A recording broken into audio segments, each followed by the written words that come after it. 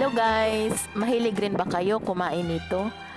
Maraming mga tao na hindi kumakain nito. Kalamang dagat daw, pero ito kinagisnan ko.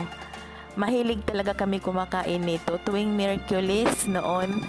Kasi maraming mga taga-isla na bumibisita sa lungsod namin.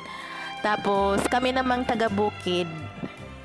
Ang ginagawa naman ng lola ko, magdala ng saging, kamote, guayabano. Tuwing Miyerkules yun, bali dadalhin niya doon sa lungsod. Tapos makipagpalit siya sa mga tao na taga-isla na galing sila sa isla. Bali yung saging papalitan niya ng ganito, lato, mayroon pang guso.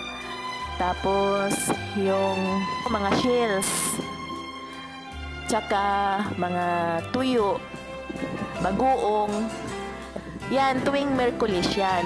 Kaya buong isang linggo naman namin na ulam yun. Tsaka ito talaga, kauna-unahan, pagka-uwi, hinuhugasan lang yan agad. Wala nang suka-suka. Kasi wala namang pabili ng suka. Sausaw lang sa tubig, hugasan, tapos ayan, kinakain namin. Namimiss ko lang siya.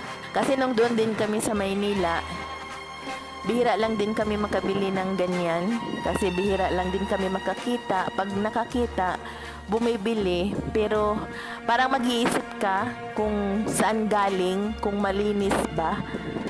Kasi hindi natin alam eh.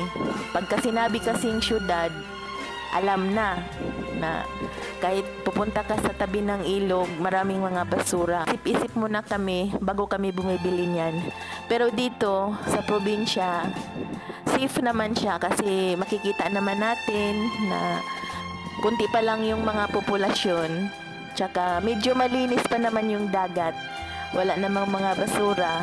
Kaya dito, nakakita kami, bumili kami pero mahal din. Ang price niya katulad din sa syudad.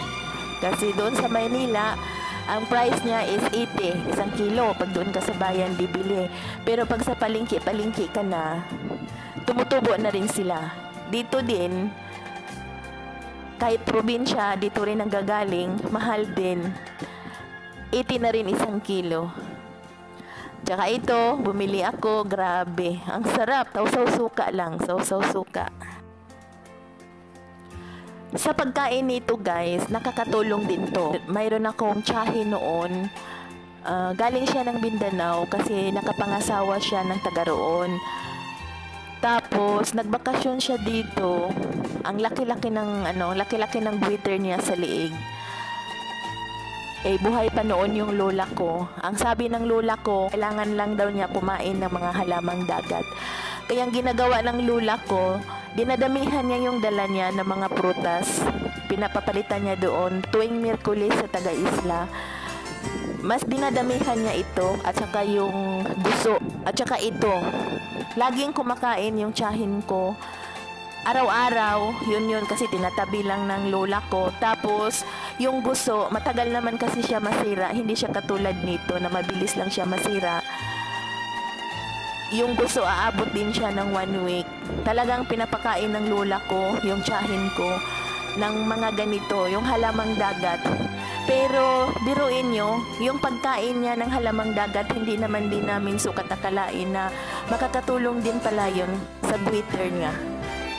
Sa loob ng 1 buwan, sa kakakainan niya ng ganito, naamis yung lola ko kasi lumiit yung buwitter niya. Hanggang nung wala na, ayun, bumalik naman siya doon sa Mindanao. At hindi na rin bumalik yung buwitter niya hanggang ngayon. Kaya sa mga hindi mahilig nito, siguro try na rin kayo para makatulong din sa inyo.